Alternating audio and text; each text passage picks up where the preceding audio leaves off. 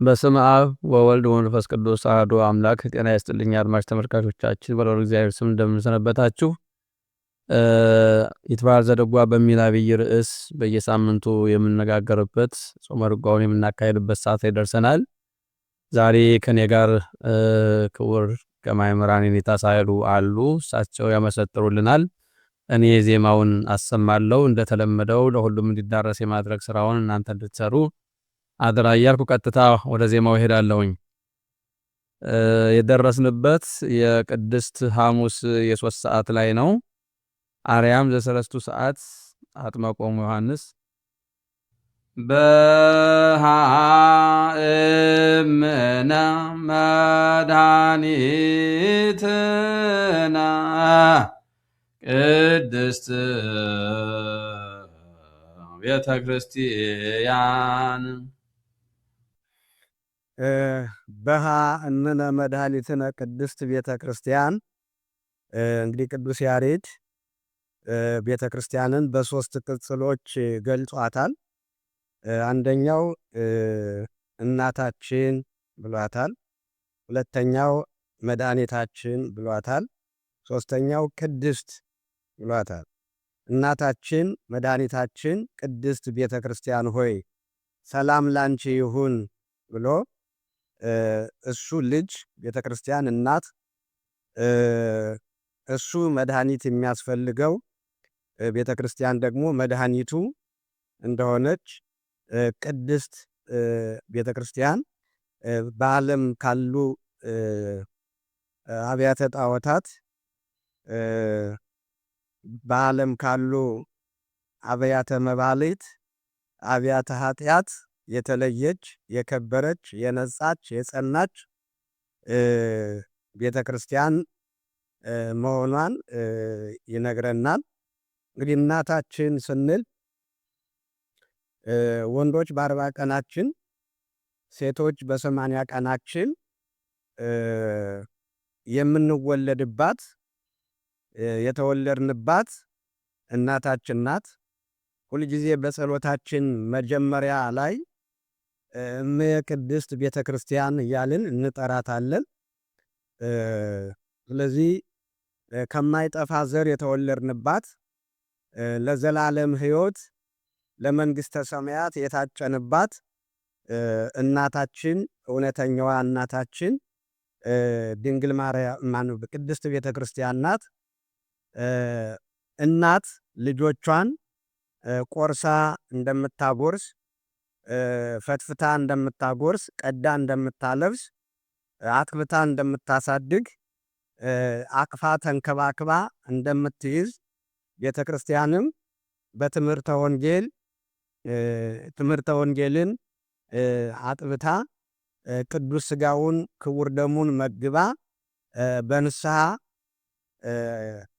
እያሳደገች ከወጣኒነት ወደ ማዕከላዊነት ከማዕከላዊነት ወደ ፍጹምነት አድርሳ ለመንግሥተ ሰማያት የምታበቃ እውነተኛና መተኪያ የሌላት እናት ናት ቤተ ክርስቲያን።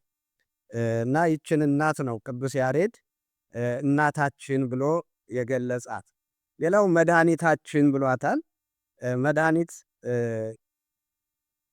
እንግዲህ በዚህ ዓለም ያለው መድኃኒት ለሕሙማን ፈውስ እንዲሆን ሁሉ በዚች ቤተ መቅደስ በዚች ቤተ ክርስቲያን የሚሰጠው መድኃኒት ሥጋ ወልደ አምላክ ደመ ወልደ አምላክ ነው። ሥጋ መለኮት ደመ መለኮት ነው። የዘላለም ሕይወት የሚሆን ነው። በዮሐንስ ወንጌል ምዕራፍ 6 ከቁጥር 51 ጀምሮ ሥጋዬን የበላ ደሜን የጠጣ የዘላለም ሕይወት አለው። አማን አማን እብለክሙ እመይበላዕክሙ ሥጋሁ ወኢሰተይክሙ ደሞ ለወልደ እጓለ እመሕያው አልብክሙ ሕይወት በላዕሌክሙ ብሏል። የሰውን ልጅ ሥጋውን ካልበላችሁ ደሙን ካልጠጣችሁ በራሳችሁ ሕይወት የላችሁም ብሎናል። ይህ መድኃኒት ያለባት ሥጋው ደሙ የሚሰጥባት ይህች ቤተ ክርስቲያን ናትና መድኃኒተ ሥጋ መድኃኒተ ነፍስ የሆነች ናት ማለት ነው። ይህንን ነው የመሰከረላት። ሌላው ቅድስት ያላት ቅድስት የሚለው ሲተረጎም ንጽሕት፣ ጽንዕት፣ ክብርት፣ ልዩ የሚል ትርጉም ነው የሚሰጠን። 4 ትርጉሞችን ይዞ እናገኘዋለን። ንጽሕት ማለት ከነገድ፣ ከቋንቋ፣ ከዘር፣ ከቀለም፣ ከጾታ ሁሉ የተለየች ሁሉንም እኩል አድርጋ የምትይዝ ከዘረኝነት፣ ከጎጠኝነት፣ ከነገድ ልዩ ንጽሕት ሆና ሁሉንም አቅፋ ተንከባክባ የያዘች የነጻች ናት። ሌላው ጽንዕት የሚለው በንጽህና በቅድስና ጸንታ የምትኖር በጊዜ የማትቀየር የማትለወጥ የማታረጅ የማታፈጅ ናት ቅድስት ቤተ ክርስቲያን። ክብርትም ስንል በዚህ ዓለም ካሉ አብያተ ጣዖታት በእጅጉ የተሻለች የከበረች በደሙ እግዚአብሔር የመሰረታት እግዚአብሔር የሚከብርባት ስብሐተ እግዚአብሔር የማይቋረጥባት ምስጢረ መለኮቱ ሁልጊዜ የሚገለጥባት የሚፈስባት ሙሐዘ ጥበብ ናት ይህች ቤተ ክርስቲያንና ክብርት ናት፣ ልዩ ናት። ከዚህ ዓለም አብያተ ጣዖታት የተለየች ሰዎችን ከኃጢአት የምታነጻ የምትለይ ናትና ይህንን ነው ቅድስት ቤተ ክርስቲያን እናታችን ናት፣ መድኃኒታችን ናት፣ ንጽሕት ናት፣ ጽንዕት ናት፣ ክብርት ናት፣ ልዩ ናት። ይችን ቤተ ክርስቲያን ልክ እንደ እናት ልጆቿን ወዳ አቅፋ ተንከባክባ ስታኖር ልጆቿ ደግሞ ሰላም ላንቺ ይሁን እናታችን ብለው ጉልበቷን እንደሚስሙ ሁሉ ቅዱስ ያሬድም በልጅነት ሰላም ላንቺ ይሁን ብሎ እጅ ነሳታል፣ ይሳለማታል፣ በሃኪ ይላታል ማለት ነውና እኛም እንደሱ ቤተ ክርስቲያንን እናታችን መድኃኒታችን ለኛ ንጽሕት ቅድስት ጽንዕት ክብርት ልዩ ነሽ እያልን ልናከብራት ልንሳለማት እንዲገባ ያስተምረናል ማለት ነው። ስለዚህ ይህን ነው በዚህም የምናየው ማለት ነው። ቃልያት ያሰማልን። ወደሚቀጥለው እንሄዳለን። የሚቀጥለው አሁን በ6 ርቱዕ ቤት ነው። እዝራኒር ያወተናገራ ወሶበር ያ ከመብሲት ህዝንት ዋትክስት እዘትበኪ በእንተ ውሉዳ እዝራኒር ያወተናገራ ወይቤላንህነኒ ንበኪ በእንተ ጽዮን እስመ ህየ ቤትነ ወህየ ማህደርነ እዝራኒር ያወተናገራ እስመ ተቀትሉ ካህናቲነ ወተነስተ መስዋዕትነ ዘገብሮ አበዊነ እዝራኒር ያወተናገራ እንዘ ዘንተ ይትናገራ ርእያ ስብሐተ እግዚአብሔር ግሩም በላዕሌሃ እዝራኒር ያወተናገራ ደንገጸ ወፈርሃ ቀሪቦታ ግብተ በርሃ ገጻ እምፀሐይ እዝራኒር ያወተናገራ ወሶበርያ ከመብእሲት ህዝንት ወትክዝት እንዘ ትበኪ በእንተ ውሉዳ። እንግዲህ በመጽሐፈ ዕዝራ ሱቱኤል ምዕራፍ 1 ከቁጥር 1 ጀምሮ ሙሉ ምዕራፉን ብትመለከቱ ይህንን ቃል እዚያ ላይ በቀጥታ እናገኘዋለን። እንዲሁም በዳዊት መዝሙር 136 ቁጥር 1 ላይ ተዘከርንሃ ለጽዮን የሚለው ላይ ተጽፎ እዚያም እናገኘዋለን። እዚህ ላይ እዝራ ሱቱኤል የተባለው እዝራ እስራኤላዊ ነቢይ ነው። አብሮ በናቡከደነጾር ተማርከው ወደ ባቢሎን ወደ ፋርስ ከሄዱት ምርኮኞች መካከል አንዱ ነው። የእግዚአብሔር ነቢይ ነው። እሱ ተማርኮ በባቢሎን ሳለ በ30ኛው ዓመት ስለ ጽዮን ስለ ኢየሩሳሌም ራእይ አይቶ መጀመሪያ መፈታቷን ካህናቶቿ ነቢያቶቿ ተገለው ሕዝቦቿ ተገለው ተሰደው ሀብቷ ተመዝብሮ ባዶ ሁና ልክ ልጆቿ እንደሞቱባት እንዳንዲት የልጅ እናት ሐዘኗ በስቶ ጸንቶ እንደምታለቅስ ጽዮንን ተከፍታ አዝና ባዶ ሁና አየኋት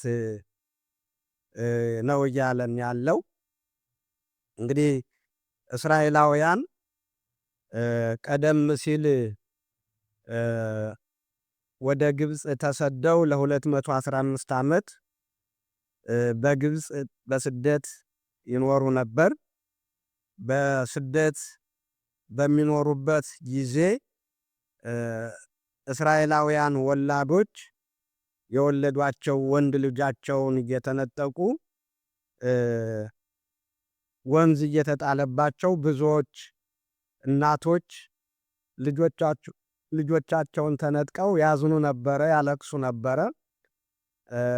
በተለይ ራሄል የተባለች በባሏ ምትክ ተተክታ ጡብ እንድትረግጥ ታዛ ነፍሰ ጡር ሆና መንታ ጸንሳ እያለ ጡብ ስትረግጥ ምጥ ተሰማትና አሰሪዋን እባክህ ምጤ መጣና እስከ ወልድ ድረስ እረፍት ስጠኝ፣ የወሊድ ፈቃድ ስጠኝ ብላ ስትለምነው አይሆንም ብሎ እንድትረግጥ ጡቡን ሲያስገድዳት በምትረግጥበት ጊዜ የጸነሳቻቸው መንታ ጽንሶች ወልቀው መሬት ላይ ወደቁ። ደንግጣ እያለቀሰች ሳለ የሰው ደም ኖራውን ያጠነክረዋል እርገጫቸው ብሎ አስገድዶ የገዛ ልጆቿን ረግጣ እንድትገድል አድርጓት ነበረ።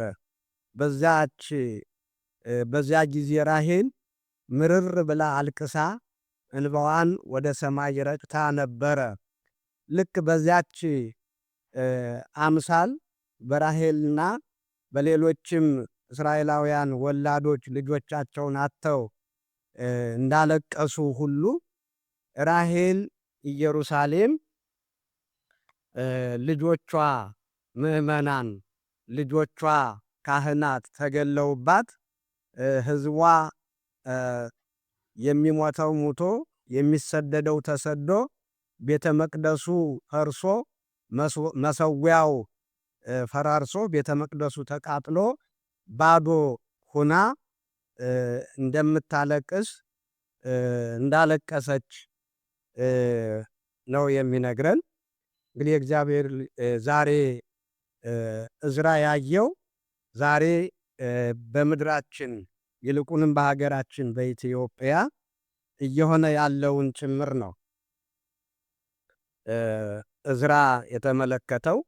ዛሬ ቤተክርስቲያናችን ጽዮን ቤተክርስቲያናችን ልጆቿ እየታረዱ እየተገደሉ ሊቃውንቱ የቤተ መቅደሱ አገልጋዮች በቤተ መቅደሱ ውስጥ እንዳሉ እንደ ዘካርያስ እየታረዱ እየተገደሉ ያሉበት ህዝቦቿ ምዕመናኖቿ እየተገደሉ ሀብታቸው እየተዘረፈ እየተፈናቀሉ ያሉበት ምድሪቱ ልክ እንደ ራሔል አፍ አውጥታ እያለቀሰች የደም እንባ እያነባች እንዳለች ነው ዕዝራ እየነገረን ያለው። እና በዚህ ባያት ጊዜ እንደዚህ ሆና አያት፣ በራእይ አያት ነው የሚለው።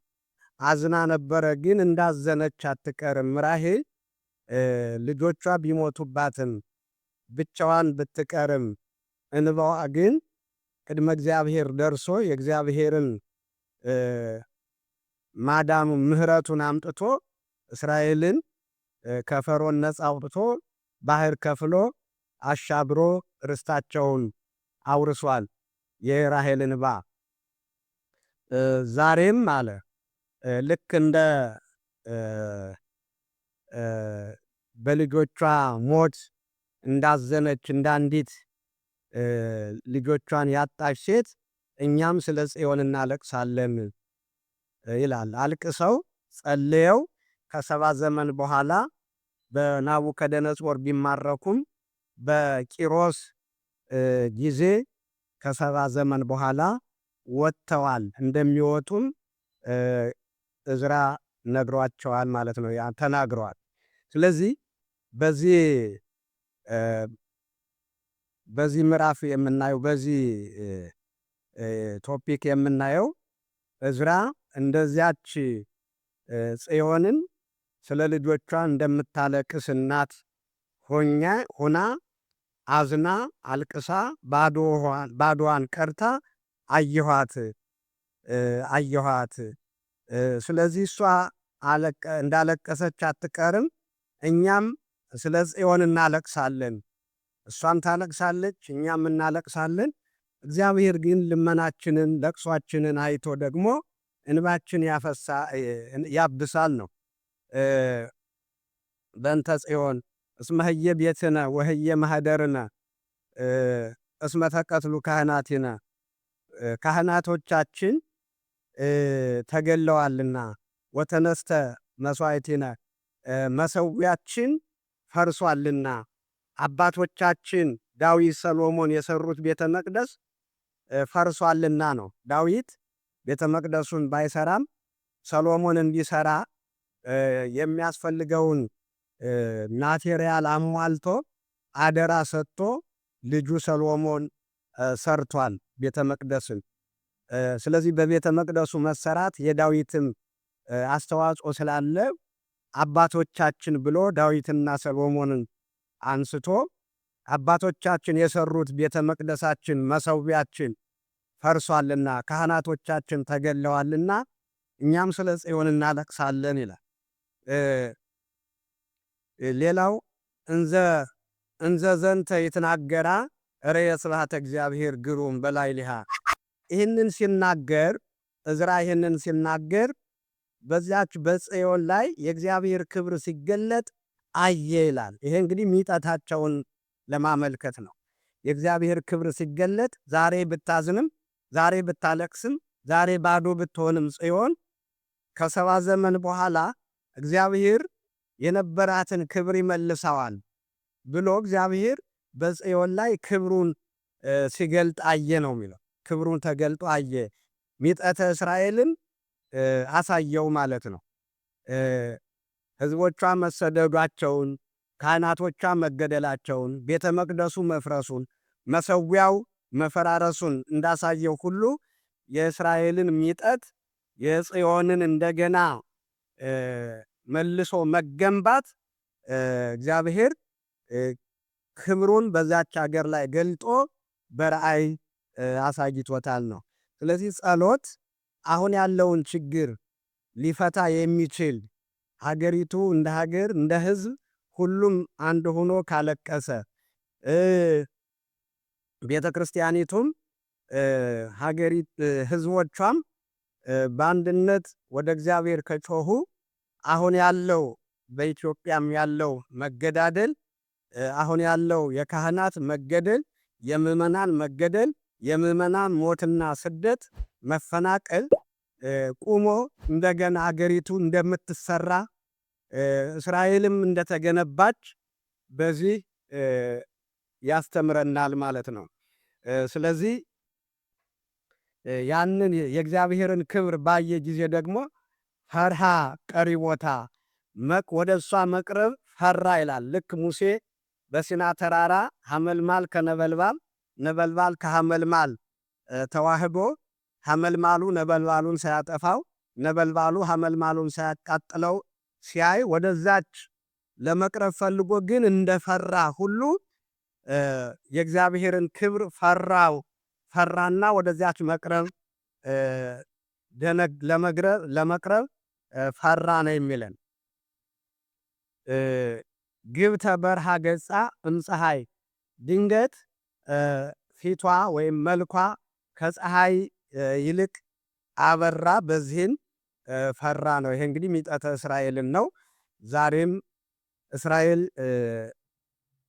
እንዳስፈራች የእግዚአብሔር ክብር እንደተገለጠባትና ለሰዎች አስፈሪ እንደምትሆን ሁሉ እንደሆነች ሁሉ ዛሬም ሁላችንም ከጸለይን ወደ እግዚአብሔር ካለቀስን ስለ ሀገራችን ከጮህን ሀገራችን የምትፈራ የምትከበር የእግዚአብሔር ክብር የሚገለጥባት ልትሆን እንደምትችል በዚህ መመልከት እንችላለን። ይቺ ለቤተ ክርስቲያናችን ዛሬ የናቋት፣ ዛሬ የሚገፏት፣ ዛሬ የሚያብጠለጥሏት ሁሉ እንደሚፈሯት ነገ እንደሚሰግዱላት ነው እየነገረን ያለው ማለት ነው። ስለዚህ ዕዝራ የተናገረው ስለ ቅድስት ቤተ ክርስቲያንና ስለ ኢየሩሳሌም፣ ስለ ቤተ መቅደሷ፣ ስለ ሀገሪቱ መማረክ፣ ስለ ሕዝቡ መማረክ፣ ስለ ነዋያተ ቅድሳቷ መዘረፍ፣ ስለ ቤተ መቅደሱ መቃጠል፣ ስለ መሰዊያው መፍረስ፣ እንደገና ደግሞ በጸሎት በሐዘን በለቅሶ መልሳ ስለ መገንባቷ በዘሩባቤል ቤተ መቅደሱ ተመልሶ ተገንብቷል። ሕዝቦቿም እንደገና ተመልሰው አገሪቱ ተገንብታ መልሳ ሀገር ሆናለች። ያንን ነው። በቤተ ክርስቲያናችንም ዛሬ ፈተናዎች ቢበዙ ልጆቿ ቢታረዱባትም ቢፈናቀሉባትም ቢሞቱባትም እግዚአብሔር እንደተናገረ ወይክልዋና ቅጸ ሲኦል የሲኦል አበጋዞች አይበረታቱባትም ብሏልና እግዚአብሔር ነገ መልሶ አስፈሪነቷን ግርማዋን እንደሚያስታጥቃት ነው እየነገረን ያለው ቅዱስ ያሬድ በምስጢር ማለት ነው። ይህን ይመስላል። እሺ፣ እግዚአብሔር ይስጥልን፣ ቃለ ሕይወት ያሰማልን። አርባዕት በዜማ አብርለነ በል ቅንዋት አስተጋባተን ቤት ትብል ቤተ ክርስቲያን አማን ቃሉ ለአብ አዳም ወነገረ መስቀልከ እሙን ውእቱ አስምዐኒ ቃለከ። ትብል ቤተ ክርስቲያን አማን ቃሉ ለአብ አዳም ወነገረ መስቀልከ እሙን ውእቱ አስምዐኒ ቃለከ። ቤተ ክርስቲያን ትላለች ቃሉ እውነት ነው። የዳግማዊ አዳም ቃሉ የአብ ቃሉ ዳግማዊ አዳም ኢየሱስ ክርስቶስ ቃሉ እውነት ነው። ትምህርቱ እውነት ነው። አምላክነቱ እውነት ነው ትላለች ቤተ ክርስቲያን። ወነገረ መስቀልከ እሙን ውእቱ የመስቀልህም የማዳንህም ነገር እውነት ነው ትላለች። አስምዐኒ ቃለከ ቃልህን ንገረኝ፣ አስተምረኝ፣ ምከረኝ ትላለች ቤተ ክርስቲያን ነው የሚለው። እንግዲህ ቤተ ክርስቲያን ምንጊዜም ቃሉ የሚነገርባት ስብሐተ እግዚአብሔር የሚደርስባት ናት እና የእግዚአብሔር ቃል በትክክል በእውነት መልእክቱ የሚተላለፍባት ቤተ ክርስቲያን ናት። ቤተ ክርስቲያንን ታምናለች። ለዚህም ተሰብስባ የመስቀሉን ነገር ታስተምራለች፣ ትመሰክራለች እና ቤተ ክርስቲያን ቃልህ እውነት ነው፣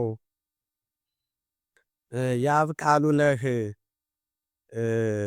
ብላ ቤተ ክርስቲያን ትመሰክራለች ነው የሚለን። እንግዲህ ቤተ ክርስቲያን የእግዚአብሔርን ኢየሱስ ክርስቶስን የአብ ቃል እንደሆነ ታምናለች። ቃሉ ደግሞ ሕይወት መድኃኒት እንደሆነ በዮሐንስ ወንጌል ምዕራፍ 5 ቁጥር 24 ላይ ቃሌን የሚሰማ የዘላለም ቃሉ እውነት እንደሆነ ቃሉ የሚሰማ ደግሞ የዘላለም ሕይወት እንዳለው በእኔ የሚያምን በላከኝም የሚያምን በእውነት የዘላለምን ሕይወት ያገኛል ብሎ እንደተናገረ ቃሉ ሕይወት መድኃኒት እንደሆነ እውነት እንደሆነ ቤተ ክርስቲያን ትመሰክራለች። በዮሐንስ ወንጌል ምዕራፍ 1 ቁጥር 1 ላይ ቀዳሚሁ ቃል ውእቱ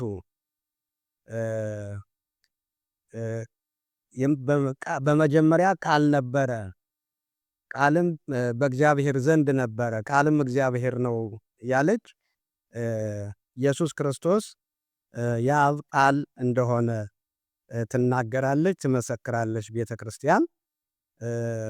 ቃልም ሥጋ ሆነ ብላ ደግሞ ሰው መሆኑን ከሰማየ ሰማያት መውረዱን ከድንግል ማርያም መወለዱን በዚህ ዓለም 33 ዓመት ከ3 ወር መመላለሱን ለቤዛ ዓለም ከሰማይ ዝቅ ከምድር ብቅ ብሎ ተሰቅሎ ደሙን ሥጋውን ቆርሶ ደሙን አፍሶ ዓለምን እንዳዳነ ቤተ ክርስቲያን ትመሰክራለች። ስለዚህ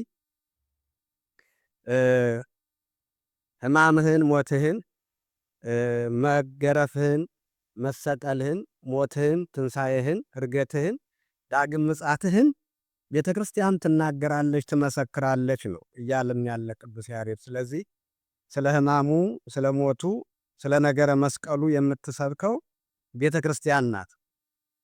ብዙዎች ያው ኢየሱስ ኢየሱስ የሚሉት አሉ። ነገረ መስቀሉን በትክክል ውለታው ገብቷት በዕለተ ዓርብ የተቆረሰውን ሥጋ የምትበላ የፈሰሰውን ደም የምትጠጣ በትክክል ነገረ መስቀሉን ንዜኑ ሞተከ እያለች የምታስተምር ወትንሣኤከ ቅድስተ እያለች ነአምን ዕርገተከ ወዳግመ ምጽአተከ እያለች ትንሣኤውን፣ ሕማሙን፣ ሞቱን፣ ትንሣኤውን፣ ዕርገቱን በትክክል የምታስተምር ቤተ ክርስቲያን መሆኗን ቅዱስ ያሬድ እየመሰከረላት ነው ማለት ነው። ይህን ይመስላል። አስማኒ ቃለከ፣ ይሄ ቃል እንዳይቋረጥ ሁልጊዜ አሰማኝ አስተምረኝ ነው። ምንጊዜም የእግዚአብሔር ቃል በተወሰነ ጊዜ በተወሰኑ ሰዎች ተነግሮ እንዳይቆም እስከ ዕለተ ምጽአት ድረስ ይህ ቃል እንድንሰማው ሁልጊዜ እንድንማረው ከልጅ ልጅ እንድናስተላልፈው ነው። እንግዲህ አስማኒ ቃለከ እያለ ቅዱስ ያሬድ ያለማቋረጥ ቃሉን መስማት ምኞቱ ፍላጎቱ እንደሆነ እየነገረን ያለው ማለት ነው። ቃለ ሕይወት ያሰማልን። ከዚህ ቀጥሎ ሰለስት ነው። ሰለስቱ ነያ ነው። ነያ ጽዮን ሀገር ቅድስት እሞሙ ይእቲ ለሰማዕት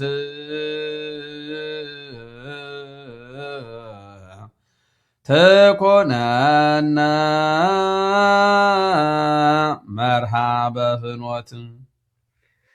ነያ ጽዮን ሀገር ቅድስት። እንግዲህ አሁንም ስለ ሁለቱ ስለ ኢየሩሳሌምና ስለ ቅድስት ቤተ ክርስቲያን ነው ቅዱስ ያሬድ ሰምና ወርቅ እያደረገ እየዘመረ ያለውና በመጀመሪያ ሀገሪቱ ኢየሩሳሌም ጽዮን ትባላለች። ያቺ ጽዮን ከተማ የዳዊት ከተማ ቅድስት ናት።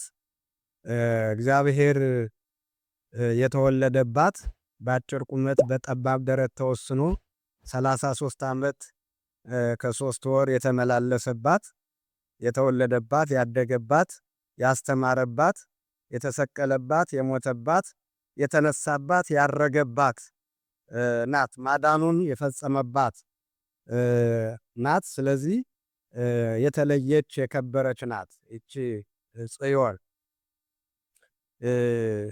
በዛች እንግዲህ እሞሙ ይእቲ ለሰማዕት ይቺ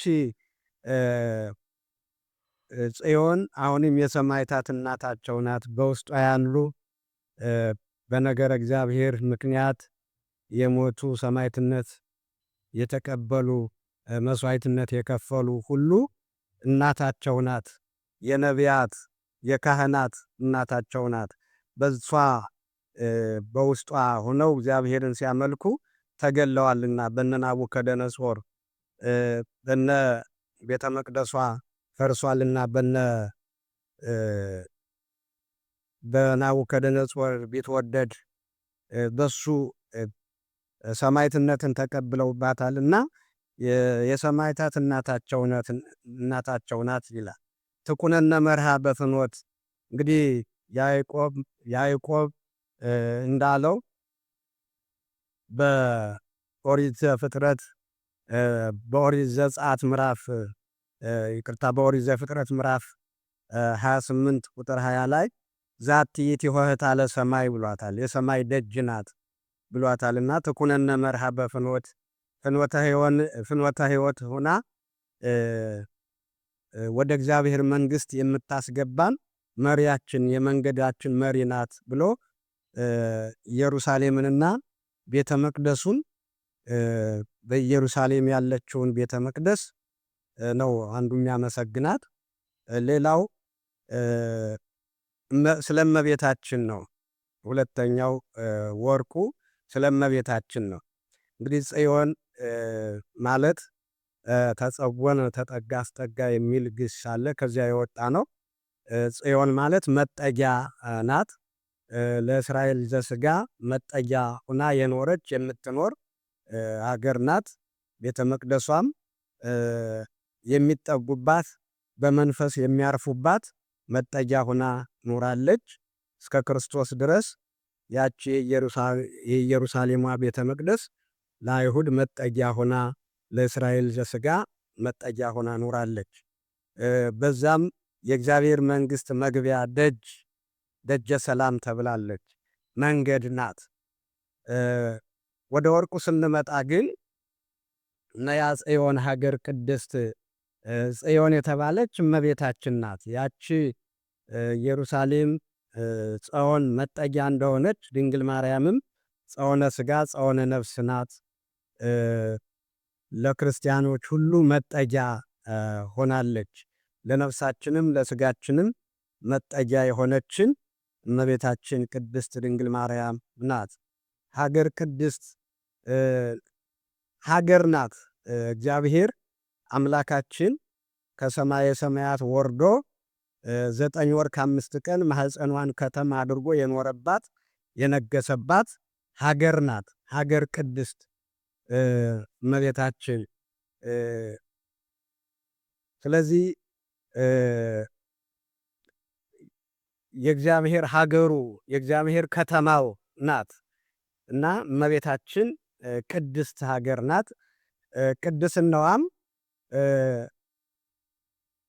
በሉቃስ ወንጌል ምዕራፍ 2 ቁጥር 28 ላይ መልአኩ ቅዱስ ገብርኤል ቡርክት አንቲ እምአንስት ብሎ ከደቂቀ አዳም ከአንስተ ዓለም የተለየች የነጻች የከበረች ንድ ክብርት ቅድስት ንጽሕት ጽንዕት ክብርት እንደሆነች ልዩ እንደሆነች ነግሮናል። በዚሁ ምዕራፍ ቁጥር 42 ላይም ቅድስት ኤልሳቤጥ ነግራናለች። በቅዱስ መንፈሱ በእግዚአብሔር መንፈስ ተሞልታ መስክራልናለች ስለ እመቤታችን ቅድስና። ሀገርነቷም እግዚአብሔር ማኅፀኗን ከተማ አድርጎ 9 ወር ከ5 ቀን ነግሶ መላእክት ቅዱስ ቅዱስ ቅዱስ ብለው ያመሰገኑባት የዘመሩባት ረቂቅ ከተማ የዘመሩባት አማናዊት ሀገር አማናዊት ከተማ ናት። ይቺ እመቤታችን ታዲያ ሞሙ ለሰማዕት ሞሙ ይእቲ ለሰማዕት ለሰማዕታት እናታቸው ናት። ለሰማዕታት እናታቸው ናት ማለት ሰማዕትነትን ለሐዲስ ኪዳን ሰማዕታት ባርካ ጀምራ የሰጠች እመቤታችን ቅድስት ድንግል ማርያም ናት። እንዴት ጀመረች ስንል እንግዲህ ሰማዕትነት እሳትና ስለት መቀበል ብቻ አይደለም፣ ሀገር ጥሎ መሰደድም ሰማዕትነት ነው። ልጇን አዝላ በግብፅ በረሃ ተሰዳ 3 ዓመት ከ6 ወር የተንከራተተች የመጀመሪያዋ የሐዲስ ኪዳን ስደተኛ ድንግል ማርያም ናት። ሌሎች ሰማዕታት እሷን አብነት አድርገው ነው ታግሰው ስደቱን፣ እሳቱን፣ ስለቱን፣ ድንጋዩን ሁሉን ነገር ተቋቁመው ዋጋ ከፍለው በአባታቸው መንግስት ዋጋቸውን ያገኙ። ስለዚህ እናታችን ቅድስት ድንግል ማርያም የሰማዕታት እናታቸው ናት ማለት ነው። ትኩነነ መርሃ በፍኖት እመቤታችን ቅድስት ድንግል ማርያም የስሟ ትርጓሜ ራሱ አንዱ መርህ ለመንግስተ ሰማያት ማለት ነው። መንግስተ ሰማያትን መርታ የምታስገባ በቃል ኪዳኗ በአማላጅነቷ እሷ ናት መርታ የምታስገባንና ፍኖተ ሕይወት ናት። መርህ ለመንግስተ ሰማያት ናት እና እኛንም ሁላችንንም ትኩነነ መርሃ በፍኖት የዚህ ዓለም መንገድ ወጣ ገባ ነው፣ ስርጓጉጥ አለበት፣ ዳገት ቁልቁለት ይበዛበታልና ጉዟችን መንገድ ላይ አቋርጠን እንዳንቀር መርታ ወደ መንግስተ ሰማያት ወደ ኢየሩሳሌም ሰማያዊት እንድታደርሰን ትኩነነ መርሃ መሪ ትሁነን ብሎ ነው ቅዱስ ያሬድ የጸለየው። እኛም ልንጸለየው የሚገባን ጸሎት ነው ማለት ነው። መርህ ለመንግስተ ሰማያት ናት እመቤታችን። እግዚአብሔር ይስጥልን፣ ቃለ ሕይወት ያሰማልን። አሁን ወደ መጨረሻው ወደ ማጠናቀቂያው እየደረስን ነው። ከዚህ ቀጥሎ ሰላም ነው። ስራዩ ቤት በአንድ ሀሌታ ሃሌሉያ አንተ ውእቱ ክብርነ ወትርሲትነ አንተ ውእቱ አክሊለ መድኃኒትነ አንተ ውእቱ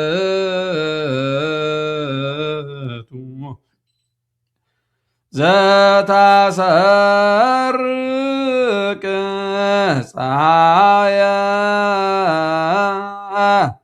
አንተ ውእቱ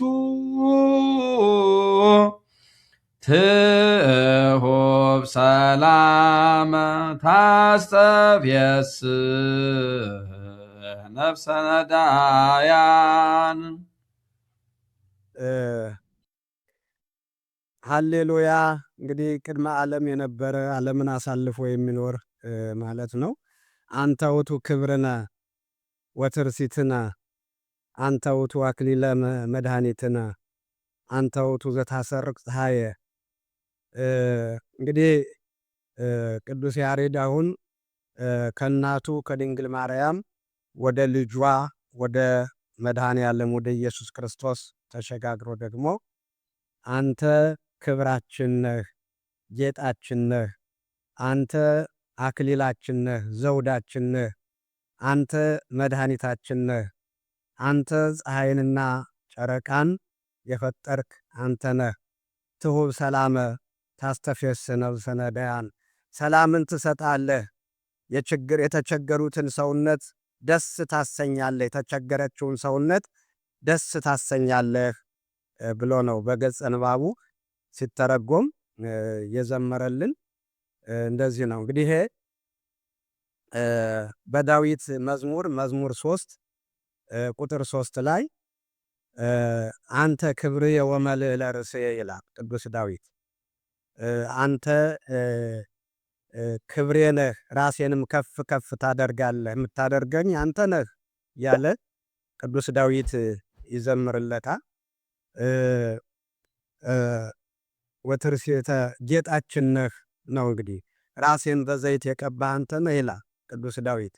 ራሴን በዘይት ቀባህ ይላል። እንግዲህ ክብሩ ጌጡ የተቀባ እንዲያበራ ደስ እንዲል ያከበረው የቀባው የሾመው የዳዊት አክባሪ የዳዊት ጌጥ እግዚአብሔር እንደሆነ ነው። ያንን ጠቅሶ ቅዱስ ዳዊት አንተ ክብራችን ነህ አለ። የሁላችንም ክብራችን ነህ። 5500 ዘመን የሰው ልጅ ክብሩን አጥቶ በመንጸፈ ደይን ወድቆ በእግረ አጋንንት ሲጠቀጠቅ በዲያብሎስ ቁራኝነት ተይዞ የኖረውን አምላካችን መድኃኒታችን ኢየሱስ ክርስቶስ ከሰማየ ሰማያት ወርዶ ከድንግል ማርያም ተወልዶ እሱ ዝቅ ብሎ እኛን ያከበረን እሱ ነው። ዝቅ ብሎ ተዋርዶ ጨርቅ ለብሶ ግንድ ተሸክሞ እኛን ከፍ ያደረገን ክብራችን እሱ ነው። በትንቢተ ኢሳይያስ ምዕራፍ 53 ላይ እንደምናገኘው እሱ ቆስሎ እኛን ፈወሰ። እሱ ተዋርዶ እኛን ከፍ አደረገ። እንግዲህ ክብራችን አንተ ነህ ነው ቅዱስ ያሬድም ሲዘምርለት። አንተ ክብርነ፣ አንተ ክብራችን ነህ፣ አንተ ውእቱ ክብርነ፣ ክብራችን አንተ ነህ። ወትርሲትነ፣ ጌጣችን አንተ ነህ። እሱ እንግዲህ ዝቅ ብሎ ሆምጣጤ ጠጥቶ ጣፋጩን ያጠጣን፣ ተርቦ ያጠገበን፣ ተጠምቶ ያረካን፣ ተራቅቶ ያለበሰን፣ ተዋርዶ ከፍ ያደረገን እሱ ነው መድኃኒታችን ኢየሱስ ክርስቶስ። ሞቶ ያዳንን እሱ ነው መድኃኒታችን ኢየሱስ ክርስቶስ። ስለዚህ አንተ ክብራችን ነህ፣ ጌጣችን ነህ ነው እያለ ያለው። አንተ ውእቱ አክሊለነ፣ አክሊለ መድኃኒትነ። ትንቢተ ኢሳይያስ ምዕራፍ 28 ቁጥር 5 ላይ ይህንን ቃል ኢሳይያስ ይነግረናል። አክሊላችን አለ። አክሊል የክብረ ሥጋ ፍጻሜ እንደሆነ ሁሉ አንተን ያከበርከን አንተ ነህ፣ ክብራችን ነህ አንተ ይላል። ትንቢተ ኢሳይያስ ምዕራፍ 28 ቁጥር 5 ላይ ተመልከቱት። አክሊላችን ነህ ይላል። አንተ ውእቱ ዘታሰርቅ ፀሐየ መዝሙር 73 ቁጥር 16 ላይ ምንድን ያለው? ፀሐይንና ጨረቃን የፈጠርክ አንተ ነህ ብሎ ተናግሯል አምላካችን። ፀሐይና ጨረቃን የፈጠረ እግዚአብሔር ነው። አንተ ፈጠርከ ፀሐየ ወወርሃ ወአንተ ገበርከ አድባረ ወምድረ ኩሎ ክረምተ ወሐጋየ ይላል መዝሙር 73 ቁጥር 16 እስከ 17 ባለው ፀሐይንና ጨረቃን የፈጠርክ አንተ ነህ። ፀሐይን በቀን ሙቂ ድመቂ ብለህ የፈጠርካት ለሰው ልጆች መዓልትና ሌሊት ይለይባት ዘንድ ምልክት ትሆን ዘንድ፣ ጨረቃንም በሌሊት ትደምቅ ዘንድ ድመቂ ግን አትሙቂ ብለህ የፈጠርካት አንተ ነህ ብሎ ቅዱስ ያሬድ እየዘመረልን ነው። እንግዲህ ይሄ ወደ ኦሪት ዘፍጥረት ምዕራፍ 1 ላይ ነው የሚወስደን። እንግዲህ ፀሐይና ጨረቃን የፈጠረ እሱ እንደሆነ በዕለተ ረቡዕ ፀሐይና ጨረቃን እሱ እንደፈጠረ ይነግረናል። ያንን ነው ጠቅሶ ከብሉይ ኪዳን ከዳዊት መዝሙር ከኦሪት ዘፍጥረት ጠቅሶ አንተ ፀሐይንና ጨረቃን የፈጠርክ አንተ ነህ። ፀሐዩን የበረደው እንዲሞቅባት፣ የረጠበው እንዲደርቅባት፣ ምግቡን በዝናብ አብቅሎ በፀሐይ አብስሎ ነው የሚሰጠን እግዚአብሔር። የፀሐይ ብርሃን ከዓይናችን ብርሃን ጋር ተዋህዶ ነው መውጣት፣ መግባት፣ መስራት፣ መንቀሳቀስ የምንችለው። ይህንን ሁሉ የፈጠረልን እግዚአብሔር ለእኛ ነውና ያንን ውለታውን እያሰበ ነው እያመሰገነው ያለ ፈጣሪ ፍጥረታት መሆኑን እየመሰከረ ነው ቅዱስ ያሬድ የዘመረለት ማለት ነው። አንተ ትሁብ ሰላመ ሰላሜ የሁበክሙ ወሰላመ አቡየ፣ ሰላሜን እተውላችኋለሁ ሰላሜን እሰጣችኋለሁ፣ ሰላሜን እተውላችኋለሁ፣ እኔ የምሰጣችሁ ሰላም ደግሞ ዓለም እንደሚሰጠው አይነት ሰላም አይደለም ብሎ በዮሐንስ ወንጌል ምዕራፍ 16 ላይ እንደነገረን የሰላም ምንጩ እሱ ነው። በትንቢተ ኢሳይያስ ምዕራፍ 9 ቁጥር 6 ላይ የሰላም አለቃ ይለዋል። እግዚአብሔር የሰላም አለቃ ይለዋል። የሰላም ምንጭ እግዚአብሔር ነው። እናትም ሰላም አትሰጥም፣ አባትም ሰላም አይሰጥም። እናት አባት ገንዘብ ሊሰጡ ይችላሉ፣ ሀብት ንብረት ሊሰጡ ይችላሉ። ጤናና ሰላም የሚሰጥ ግን እግዚአብሔር ነው። የሰላም ባለቤት የሰላም ምንጭ እግዚአብሔር ብቻ ነውና ሰላምን አንተ ትሰጣለህ፣ ለሰላም ለራቃቸው ሰላምን የምትሰጥ አንተ ነህና ሰላምን ስጠን ነው እያለ ያለው ቅዱስ ያሬድ። ብዙ ጊዜ አሁን ምድራችን ላይ ሰላም ጠፍቷል፣ ሰላም ለምድራችን ርቋልና ሰላም እሱ እንደሆነ የሚሰጥ አምነን ሰላምን ከሱ እንድንጠይቅ እንድንቀበል ቅዱስ ያሬድ አስተምሮናል ማለት ነው። ታስተፌስ ነፍሰ ነዳያን ያዘነችውን ሰውነት ደስ የምታሰኝ ሐዘናችን ወደ ደስታ ሁከታችን ወደ ሰላም የምትቀይር አንተ ነህ ነው።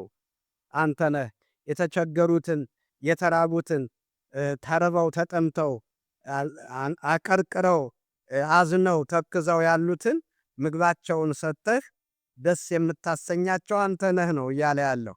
በዝናብ አብቅለህ በፀሐይ አብስለህ በነፋስ ለይተህ የምትሰጥ የተራቡትን በማብላት ያዘኑትን ደስ የምታሰኛቸው አንተ ነህ ነው እያለ ያለው። ስለዚህ ይህንን ሁሉ ውለታውን እያሰብን ሁላችንም እንድናመሰግነው ነው ቅዱስ ዳዊት ቅዱስ ያሬድ ይህንን የዘመረልን ማለት ነው። እንግዲህ ከብዙ በጥቂቱ ይህን ይመስላል። ስለነበረን ጊዜ ሁሉ አምላካችን ስም የተመሰገነ ይሁን። እግዚአብሔር ይስጥልን። አስበ ሊቃውንትን አስበ ምራንን ያድልልን። እጅግ በጣም በሚጣፍጥ አንደበት ነው ያስተማሩን ያመሰጠሩልን።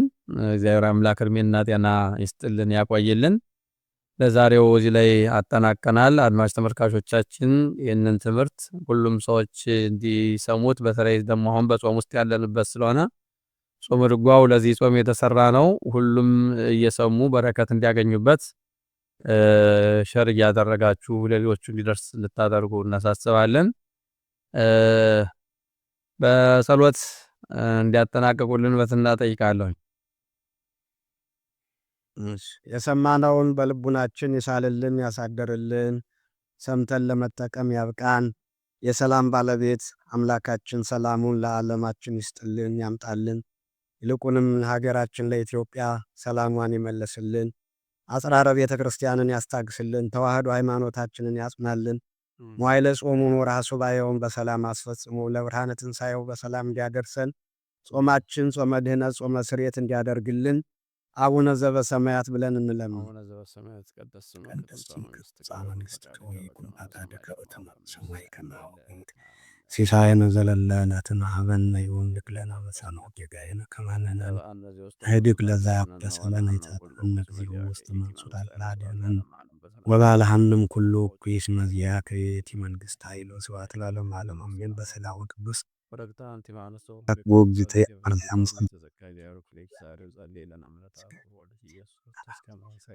ውርግታ አንቲ ማንስት ወውሩክ ፍሬ ከርሥኪ ተፈሥሒ ብትሰጥኦ ምልዕተ ጸጋ እግዚአብሔር ምስሌኪ ጸልይ ወሰአሊ ለነ ምሕረተ ወፍቁር ወልድኪ ኢየሱስ ክርስቶስ ከመ ይስረይ ለነ ኃጣውኢነ ኦ እግዚእ ኢየሱስ ክርስቶስ ሠራየ ኃጢአት ሠራየ ኃጢአቴ ወኃጢአተ ኩሉ ሕዝብከ የማይሰራ ኃጢአት እግዚአብሔር ይፍታ።